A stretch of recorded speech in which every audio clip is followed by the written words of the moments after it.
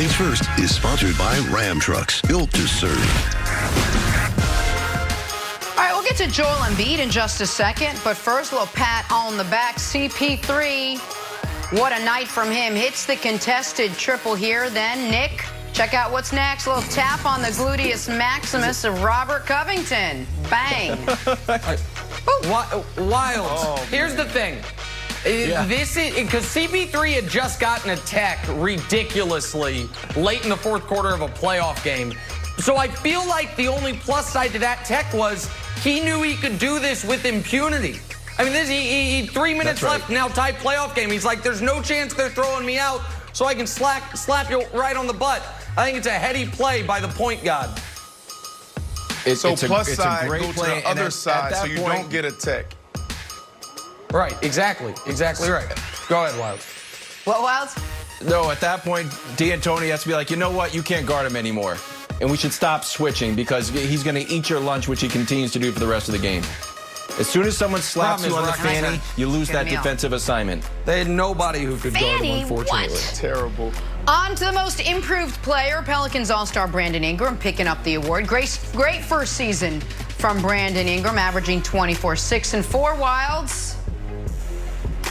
Okay, we need another award. Brandon Ingram was the #2 pick in the draft, and I understand that he improved. I'm all for it. But you know me, Jenna, I like more trophies, not less. So we should add another award for someone like Fred VanVleet, who wasn't the #2 pick and got a lot better and carried his team. So another award. I don't have a name for it. I'm open to suggestions for names. Maybe we call Just it the VanVleet, but Nick, if you want to get a vote.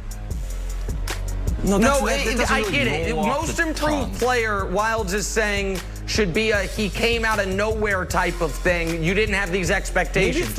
When you're a top 5 pick, we expect you to improve greatly. No. But he came out of nowhere. They came out of nowhere.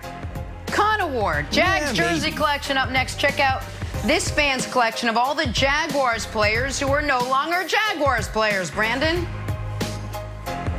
Jenna, listen, I'm a serial jersey collector. I actually feel I started this whole thing in the NFL. I got hundreds of jerseys, and I feel them. What, you started jerseys? Mike Sims Walker. I got Mercedes Lewis. Who else do I have here? Oh, Blake Bortles, the face of the franchise, the quarterback that's going to carry everyone for 15 Bortles years. doesn't even have that. I feel these fans. I feel them. This is horrible. Jen, I'm calling timeout. He comes in, they leave. Wild's got it. Call the timeout. Go ahead, buddy. Call a timeout. Brandon, are you claiming that you invented jersey collecting? I'm saying at the this jersey level, swap. every game. He's saying the jersey swap. The jersey he swap, invented it. 100%. Check his Wikipedia. Check his Wikipedia. Nobody was doing that in 2002. Somebody added to his Wikipedia. I don't know if it's true, but we're going with it. Someone put it on his Wikipedia. It's a great Dusty, get on it. It's true now. We've said it. There are no facts anymore. Okay. We're asserting it is true. Brandon Marshall invented the jersey swap. Put it on his Wikipedia now, please. Congratulations, wow, Babe Ruth Brandon and Christine Marshall, Mathewson. on that. So welcome back in, Chris Broussard. Heat Bucks, Game 1. Jimmy Butler was the star of the show, 40 points. But where was Giannis, you ask? Great question, Jenna. Held to just 18 points as Miami goes up 1-0 in this series. Here is Jimmy Butler after the game. I mean, say what you will, but I told my teammates I probably wasn't going to pass the ball. I made a couple shots. And they said, you know, that's fine with me. I don't know if it'll be like that next game. I hope Tyler's the one that's in that position. He feels that the rim is just so big that he can't miss, or Gorn, or Bam. I'm telling you, we got a lot of guys. We got a lot of guys, and guys are so comfortable, so confident. We're okay. Did you ask Bud to take Jimmy late? To guard him? Yeah. No, I didn't. Why would you ask that? Is that something you want to do going forward? No, I'll do whatever coach tells me to do. All right, Chris Broussard, what do you think the biggest story was last night? Jimmy Butler's big night or Giannis's very pedestrian night?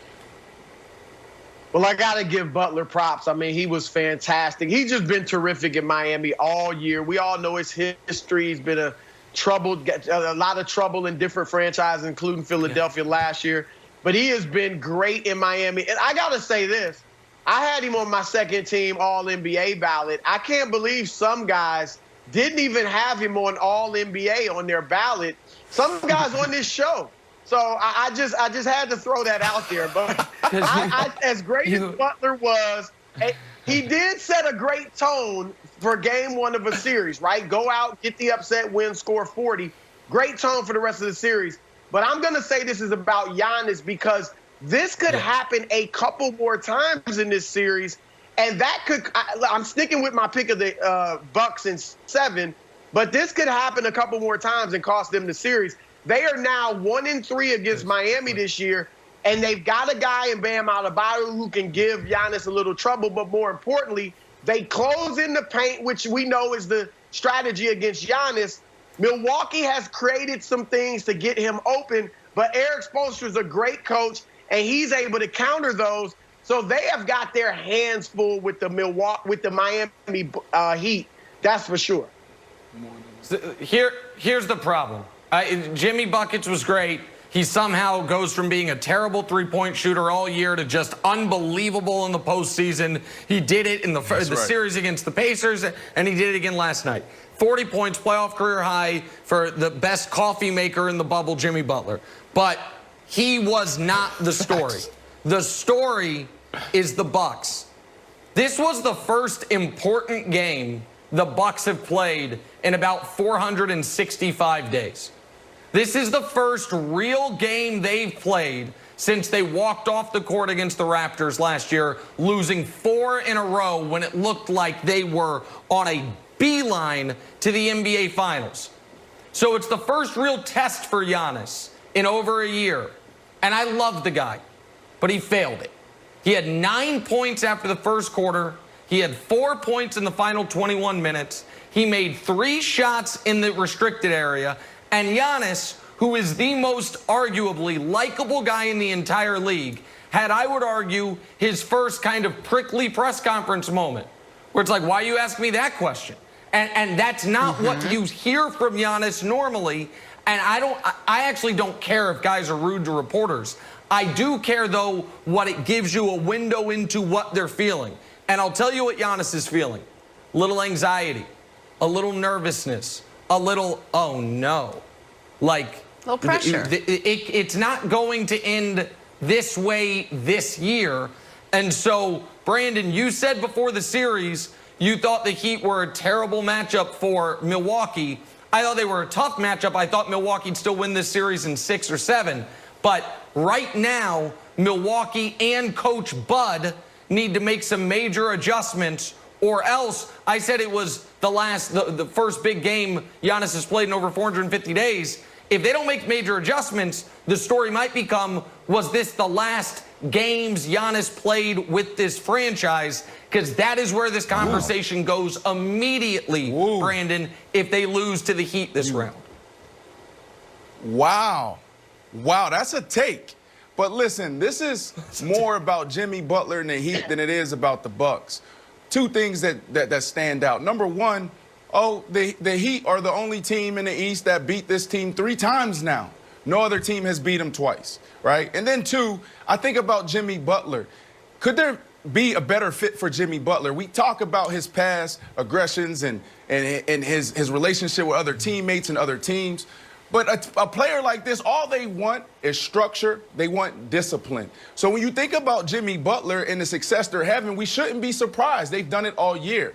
And to Giannis and his struggles in game 1, it's not about Giannis. It's really about the Heat. Why? Because they're one of the few teams that play defense and play it well. They threw everybody at them. They threw everyone in the paint to stop Giannis. So why are we surprised? So when we think about Jimmy Butler and this Heat team, let's continue to think about how awesome they are and not how awesome the Bucks can be. I'm going to invent another award. If you are the Defensive Player of the Year and Jimmy Butler is torture, if you're not even willing to go take the assignment, or if Coach Bud is not willing to say, hey, go stop Jimmy Butler because he's killing us. He had 15 points in the 4th, and if Giannis is struggling in the 4th, you would think he would say, let me switch it.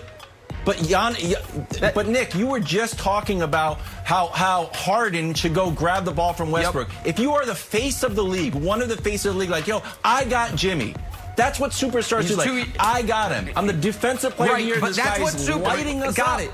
But Harden's been in the league a decade plus and has had the playoff ups and downs and failures. Giannis is still 26 years old. This is where I would argue, Broussard, that's what coaches are for.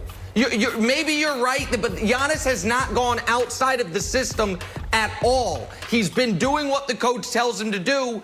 Broussard, this is where Bud needs to, if that's an adjustment that needs to be made, that's got to be made by the sidelines, by Budenholzer. I don't know if it's not Giannis's personality. It's not something we've seen from him before, but it was both ends of the ball. I don't disagree with you, but to me, I'm sorry to jump you, Wilds, I just feel like that's more on Bud than on Giannis. Okay. I would agree with Nick on this. And look, it's game one, all right? If this continues later in the series, you will see Giannis on Butler. But in game one, you're thinking also the Miami Heat have other guys that can beat you. And you stop Butler, they got other shooters and things like that. So no need to panic after game one. I do think the Bucks have their hands full, but we should relax. They don't need to throw everything at Miami in game one. All right, that was game one. Game two is set for Wednesday night. Still waiting for what that award is. Wild's coming up. Where in the world is Alvin Kamara? And how in the world will the Saints go marching on if he stays away? One defensive oversight.